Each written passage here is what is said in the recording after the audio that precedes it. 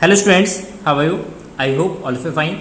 Student, today we are going to discuss a new topic of chapter alternating current, that is AC circuit containing only a capacitor. In a previous video we had discussed about the AC circuit containing only a resistance and only a inductor, and today we are going to discuss a circuit containing only a capacitor.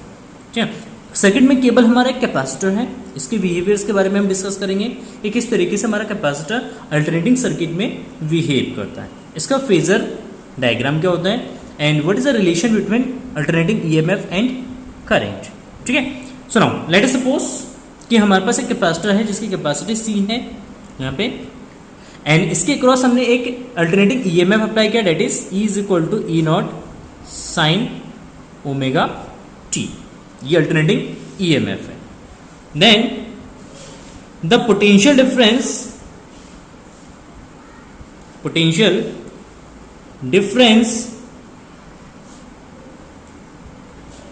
Across the capacitor के across potential difference कितना होगा, that is applied EMF, that is equal to applied EMF.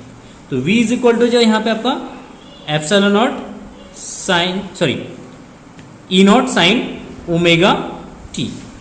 Omega is the phase angular velocity and T is the time and E not is the peak values of applied EMF.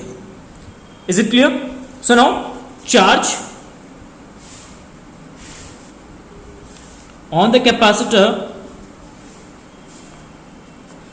पे कितना charge होगा, charge on capacitor that is equal to Q is equal to C into V. Q is equal to C into V and V is equal to E naught sin omega t. Then the current at any instant,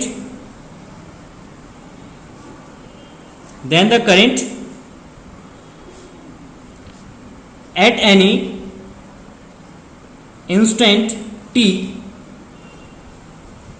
through the capacitor that is equal to I is equal to dq upon dt. I is equal to what? dq upon dt and C E naught d upon dt sin omega t. ये जो function है Q का, इस function को differentiate करते हैं किसके respect में, T के रिस्पेक्ट में. तो C E नॉट हमारा कांस्टेंट है, इसको डिफरेंशिएशन से बाहर ले लेंगे and d upon dt sine omega t. And sine omega t का differentiation is sine omega t का differentiation that is cos omega t into omega. क्या जाएगा? Into omega. अच्छा, साइन माइनस का जाएगा, ये आपका साइन का डिफरेंशिएशन माइनस कॉस होगा, तो दैट इज माइनस, तो यहाँ पे माइनस लिख देते हैं, तो minus C omega epsilon not cos omega T. Cos को कन्वर्ट कर लेते हैं साइन में, कॉस को साइन में कन्वर्ट कर लेते हैं, तो साइन में कन्वर्ट कर लेंगे तो C ओमेगा E नॉट और ये जाएगा sine pi by 2 plus omega t. Sine pi by 2 plus omega t. देखिए sine 180 plus theta, sine 180 plus theta, एक मिनट, साइन का differentiation cos omega, sorry plus का होता है, माइनस का नहीं होता, कॉस का माइनस साइन होता है, सॉरी. देखिए कॉस ओमेगा टी को हम लिख सकते हैं sine pi by 2 plus omega t, because sine 90 plus theta, sine 90 plus theta is equal to cos theta. ठीक है, तो कॉस थीटा को हम लिख सकते हैं sine 90 plus theta, 90 means pi by 2, तो pi by 2 plus omega t, then C omega E naught and sine that is equal to omega t plus pi by 2, omega t plus pi by 2. अगर इसको हम लिखते हैं इस form में, I is equal to I naught sine omega t plus pi by 2, then where peak value of current I naught is equal to C omega E naught. ये इसका current का पीक वैल्यूज हो जाएगा. And इसको अगर observe करते हैं तो यहाँ पे फेज जो है, फेज ऑफ करंट, अगर करंट की अगर फेज देखेंगे तो यहां पे करंट का फेज है omega t plus pi by 2, omega t plus pi by 2, ये इसका फेज हो गया। अब यहां पे देखना वोल्टेज का फेज क्या है, ओमेगा टी है, तो इट मींस दोनों में फेज डिफरेंस कितना है, ईएमएफ एंड करंट में या वोल्टेज एंड करंट में फेज डिफरेंस कितना है, तो फेज डिफरेंस दोनों का फेज डिफरेंस है पाई बाय 2 का फेज डिफरेंस है। इट मींस यहां पे कैपेसिटर के केस में यहां पे करंट लीड करेगा किसको, वोल्टेज को, क्योंकि वोल्टेज का आपका ईएमएफ जो है, सॉरी ईएमएफ का एक जो इक्वेशंस है E naught sine omega t and E naught sine omega t में अगर ऑब्जर्व करेंगे इसका फेज ओमेगा टी है, करंट का फेज आपका omega t plus pi by 2 है, इट मींस प्लस का पाई बाय 2 है, तो इट मींस कि करंट जो है यहां पे लीड करेगा किसको, वोल्टेज को। इसको समझ लेते हैं सबसे पहले। देखिए क्या होगा कि जैसे ही हम इसके अक्रॉस एक सोर्स कनेक्ट करेंगे तो ये सोर्स क्या करेगा, यहां पे इस कैपेसिटर को चार्ज करेगा, क्या करेगा, कैपेसिटर को चार्ज करेगा। तो इनिशियली इसका वोल्टेज अचानक से इंक्रीज नहीं होगा, यहां पे बेसिकली क्या होगा, सिंपली जस्ट यहां पे करंट जैसे फ्लो होगा, जैसे चार्ज आएगा तो इस प्लेट पे अमाउंट ऑफ चार्ज क्या होगा, इंक्रीज होगा, इस पे amount of negative charge increase होगा, और जैसे चार्ज इंक्रीज होगा टाइम के रिस्पेक्ट में वैसे वैसे इसका वोल्टेज भी इंक्रीज होगा। लेकिन इंस्टेंटली करंट जैसे इसमें पहुंचेगा, करंट मैक्सिमम पे पहुंच जाएगा, इंस्टेंटली करंट किसमें पहुंचेगा, मैक्सिमम में। जैसे करंट मैक्सिमम में होगा फिर धीरे धीरे इसका वोल्टेज इंक्रीज होगा, और जैसे वोल्टेज इंक्रीज होगा तो आफ्टर सम टाइम, कुछ टाइम बाद वोल्टेज आपका मैक्सिमम होगा। कब, जब आपका कैपेसिटर यहाँ पे फुल्ली चार्ज हो जाएगा। जब कैपेसिटर फुल्ली चार्ज होगा तब वोल्टेज आपका मैक्सिमम होगा। तो इट मींस पहले मैक्सिमम पे कौन पहुंच रहा है, करंट पहुंच रहा है, करंट के मैक्सिमम में पहुंचने के बाद वोल्टेज मैक्सिमम में पहुंच रहा है। इसका मतलब दोनों में फेज डिफरेंस कितना है, पाई बाय 2। तो यहाँ पे करंट लीड करेगा वोल्टेज को, तो हम कह सकते हैं current is lead, current lead the voltage in phase by pi by 2। Current lead the voltage in phase by pi by 2। तो करंट यहां पे वोल्टेज को पाई बाय 2 फेज से क्या करेगा, लीड करेगा। Is it clear? सुनो नेक्स्ट ग्राफ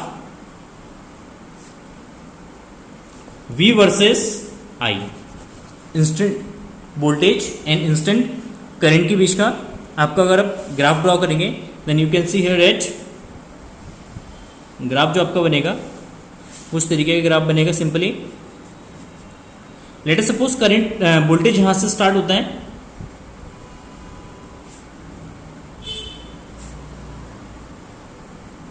ठीक है, ये हमका वोल्टेज ग्राफ हो गया। एंड करंट यहां पे इनिशियली मैक्सिमम से स्टार्ट होगा, ये इसका मैक्सिमम वैल्यू है, मैक्सिमम से करंट आपका स्टार्ट होगा और इस तरीके से आपका ये वेरी करेगा।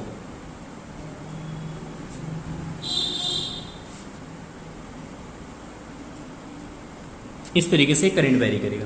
देखिए सिंपली क्या है इसमें अगर ऑब्जर्व करेंगे, जैसे करंट जीरो पे होगा, वोल्टेज जीरो पे होगा, करंट आपका मैक्सिमम होगा, ये आई नॉट पे होगा, ठीक है। जैसे जैसे वोल्टेज पीक पे पहुंचेगा, जब आपका वोल्टेज पीक पे पहुंचेगा उस केस में आपका करंट यहां पे जीरो हो जाएगा, किस पे, पाई बाय 2 पे। एंड जब आपका करंट मैक्सिमम पे पहुंचेगा वोल्टेज आपका जीरो हो जाएगा, यहां से जाएगा पाई। एंड व्हेन जब आपका वोल्टेज कितना हो जाएगा, जीरो हो जाएगा, तो करंट नेगेटिव डायरेक्शन में मैक्सिमम में पहुंच जाएगा। तो ये जो आपका एंगल होगा यहाँ पे दिया जाएगा 3 पाई बाय 2।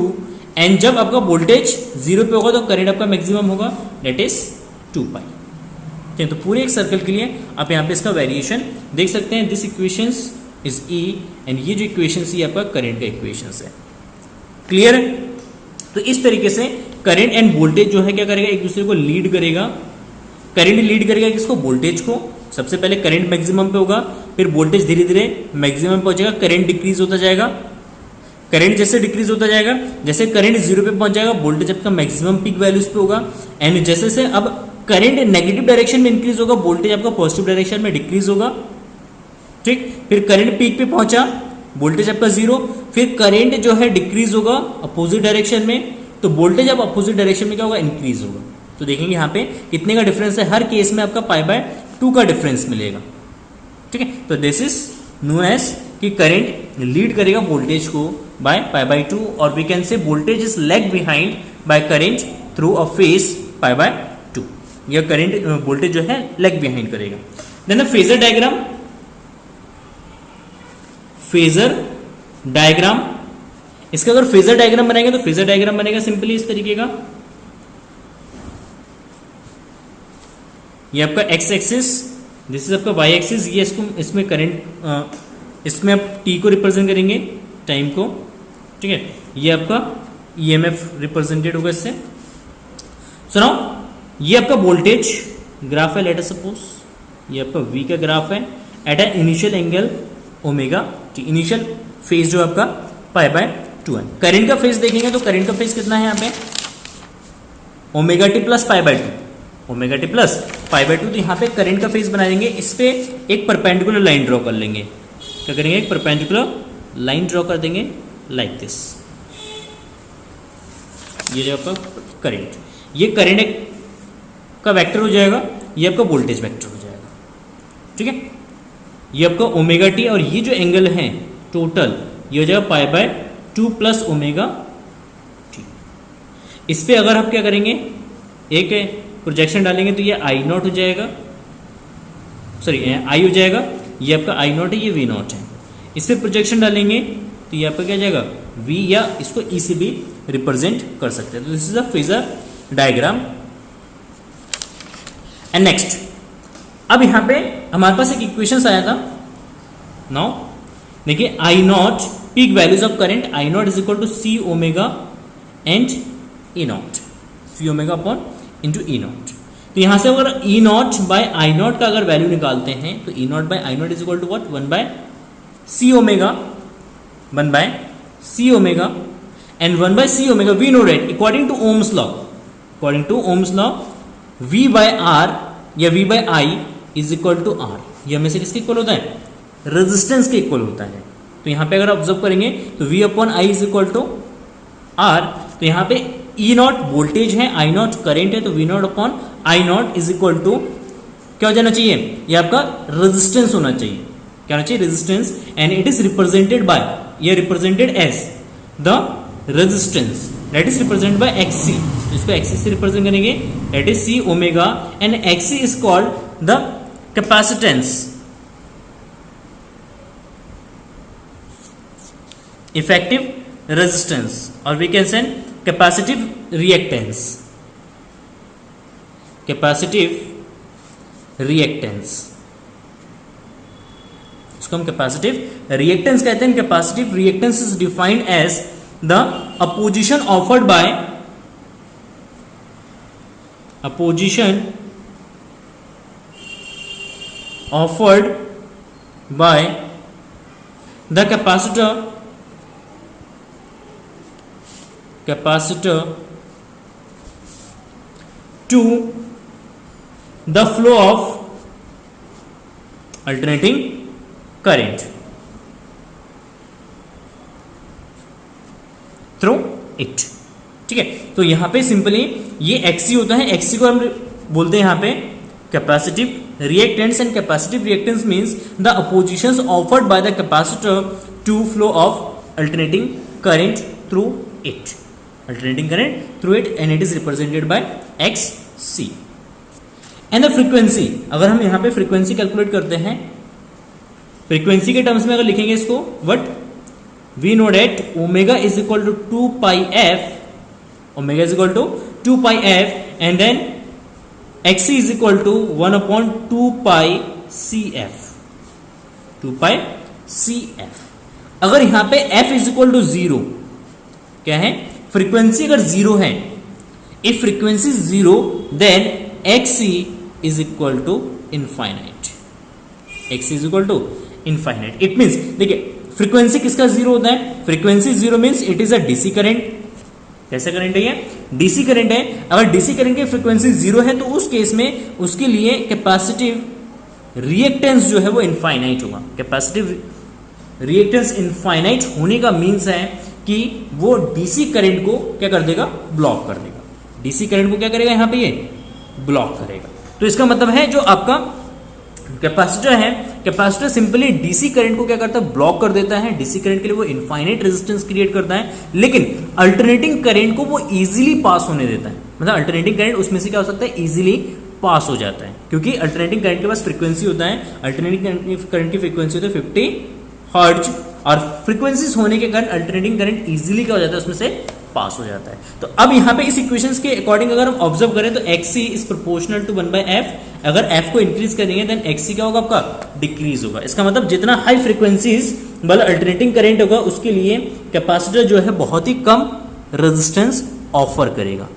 ठीक है, तो that's the most important point. कभी कभी डीसी सर्किट में कैपेसिटर लगा होता है, तो डीसी सर्किट में कभी भी कैपेसिटर लगा होगा तो इट मीन्स उस वाले सेक्शन में करंट आपका कितना होगा 0 होगा। ये आप समझ लेना इसको अच्छे तरीके से, क्योंकि रेजिस्टेंस के साथ या कभी भी किसी भी डीसी सर्किट के साथ कैपेसिटर को ऐड करके न्यूमेरिकल्स बना दिया जाता है। Okay, so now thank you for watching this video and have a nice day, bye bye.